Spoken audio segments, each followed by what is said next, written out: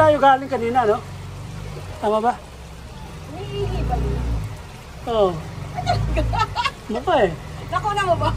Hindi. Hindi ko nga alam yung tsura niya. Ito na pala yung tsura niya. Ang Binondo. Oo. Ay. Itong anong year nila inano to? Anong year yung kinopya nila? Kasi ang Estero de Binondo, ano na puro squatters yan ngayon eh. So itong view na to, anong year yun? Yung Old Binondo. Ito yung Old Binondo, historical. Okay, okay. Mga 1800 siguro. Panahon ng Kastila siguro or Hapon.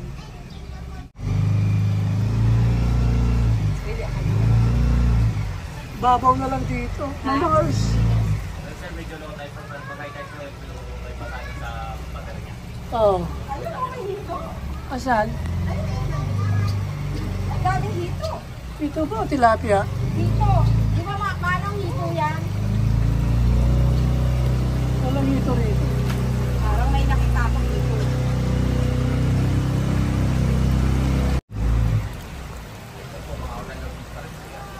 Ha? Sagutin mo nga to. Parang sa Venice ba mayroon dito? Ito yung mga hotel. Ayaw.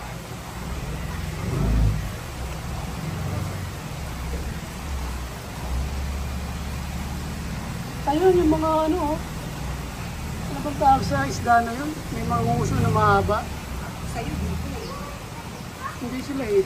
Oh, parang European ba? European style. Take a picture.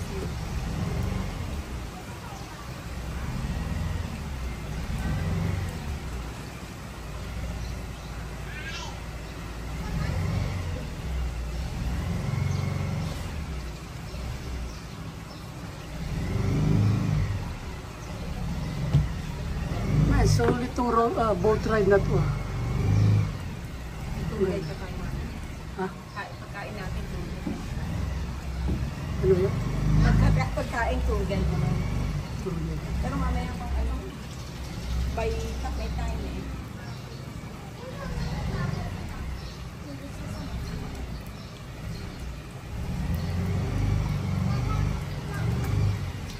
Yung mga isda dyan oh, na lumalangon sila. Parang mga dolphins. Ayun o, green Dolphins. dolphins. Hindi naman.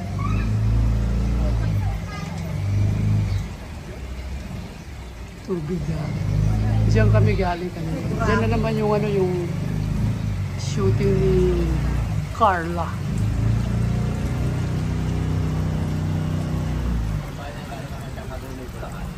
Ito ka.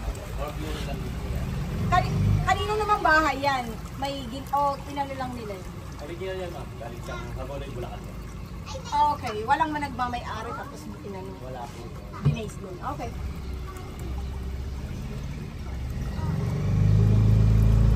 Kamatsili ito. Parang binunsay siya.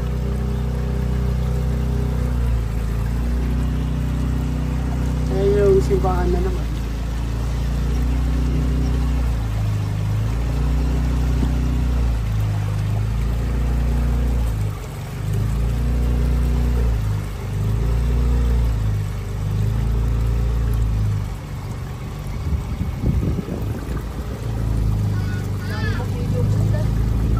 Oo nga eh.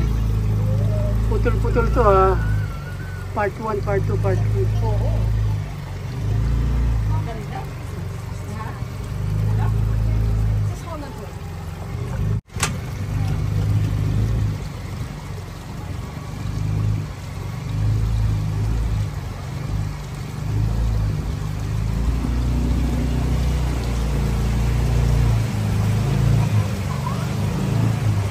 Andun na yung nag-shooting.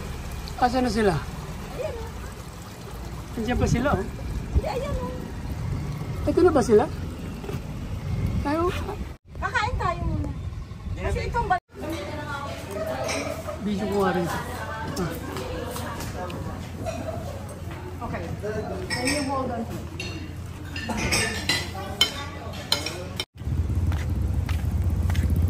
They have ATV.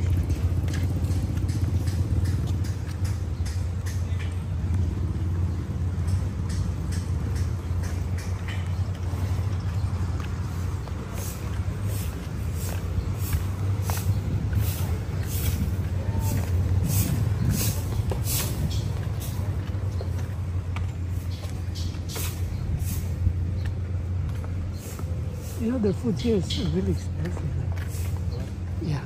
So the fish that we made is 22 grand, 23 grand for 10 people.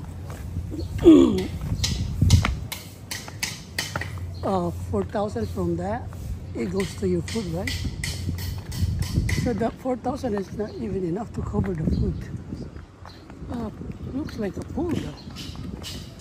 Yeah.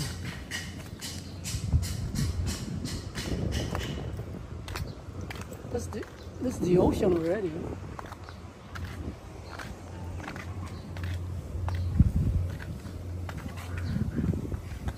You think we have to make pool in the house? Is that recommended? Or it's not practical? Oh yeah, that's right. That's true. Huh? Frogs. You can put net. But you know what? There's nobody who will take care of it. You know, Uncle Wilbert and Angelo, they don't really care. So,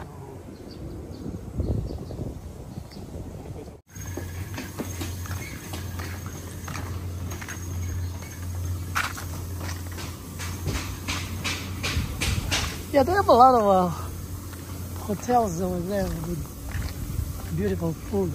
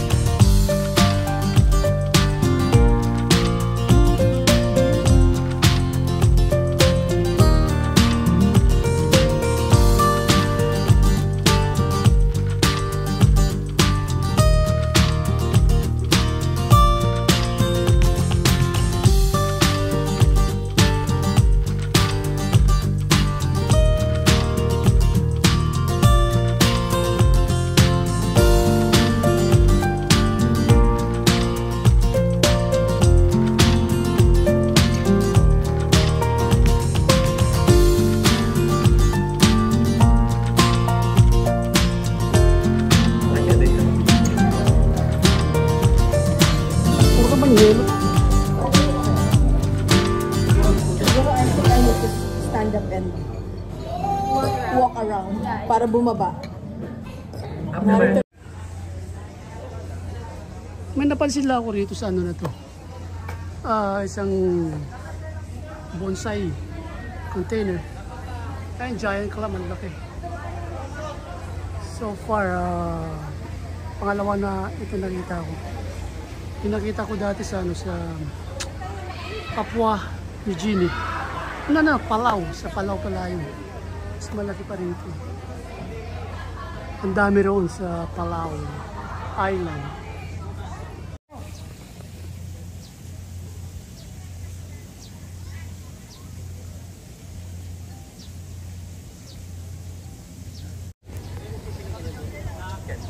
Ito may ano pa rito shooting ni Tonton.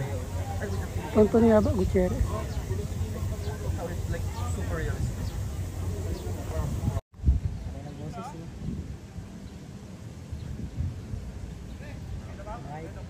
Tatakbo yan mamaya. Luzon. Nanayos pa tayo?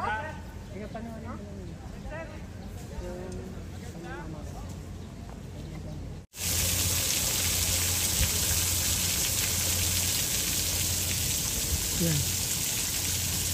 Take 3.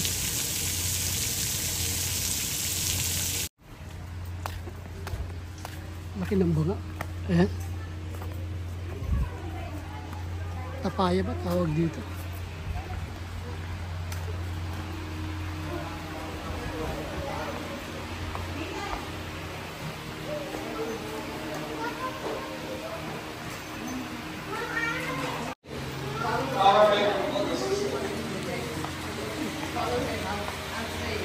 Mag-house tour daw tayo. At alamin natin ang istorya ng ano, mga bahay dito. So ang iba rito, replica lang pala. 5% lang part ng old house and then yung the rest, hindi na original. Ba, ganda rito sa likod.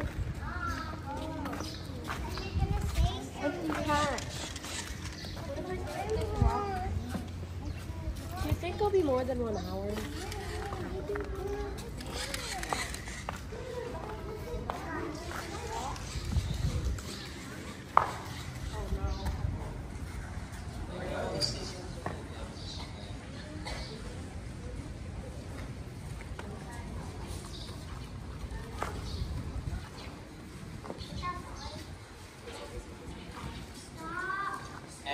Shall we start po? By the way, good afternoon and mabuhay. Welcome to Las Casas Filipinas de Mostar. My name is Carlos and I will be your tour guide for today. And today, I will join you to explore some historical houses that are slowly transferred here in this resort. And then Las Casas Filipinas de Mostar are Spanish words, which means houses of the Philippines of Oxar. And in Oxar, this is the surname of owner in this resort. Name is Mr. Jose Rizalino Oxar, and he is also the owner of New San Jose Builders. He started collecting old houses year 2000 and year 2010 opening the public. Then recently making this resort. Because all these houses you can see are truly studied. They bookmark and take up pictures, and then you're follow this manual piece by piece, plank by plank, and column by column. And then the piece of the house, they transfer here in this resort, and they rebuild same structures, design, and also sizes. And for now, we have 63 houses. 41 of them are original, and then 20 of them combination of archival houses and replicas. And here in this houses, we have a number 1 rule. We need to remove our first, or we need to take off our shoes before we enter. Because this is the old Filipino traditional, and also give respect from the owner. And as you can see, the names, the houses here at Las Casas, location at where it came from. And for our first visit this one in your Casa Piña from Piña and Laguna. As you can see, we have 2 parts. For our first part, this one was waiting for the tours. And then from the second part, La Bella Tudor, the Italian restaurant. And the name of the Italian is La Bella Tudor, which means in English, very beautiful Tudor. And for our first part, was called in 1700s by Don Gregorio Alonso. And passed by his son, name is Cipriano Alonso. 3rd generation who owned this house. Name is Don Lorenzo Alberto Alonso, and he has 2 wives. For our first wife, name is Paula Florentino. And there was a son, name is Jose Alberto Alonso. And from the second wife, name is Regina de Quintos, mother of Teodora Alonso. And Teodora Alonso, mother of national hero here in the Philippines, Dr. Jose Rizal. And let's go back to the first son, name is Jose Alberto Alonso. He is the 4th generation who owned this house. And he have 1 wife, name is Teodora Formoso, but his work is far away from his wife, from the other country. And that's why Teodora Formoso, she left alone in this mansion. And sad to say, Teodora Formoso here in the Philippines, she have an illicit affair from the captain of the city guards. We have a gossip or chismis or marvelous in this house. And when discovered Jose Alberto Alonso, what happened in this house, and the infidelity of his wife, he returned again to the Philippines and going there straight in their house. And what do you think? What did he do to his wife? And again, impression, a house arrest, 1 room inside in this house. And for now, let's go upstairs. We'll visit the 2nd floor in the house of Casa Piña. But let's go inside po. Visit inside po. We're in the 2nd floor.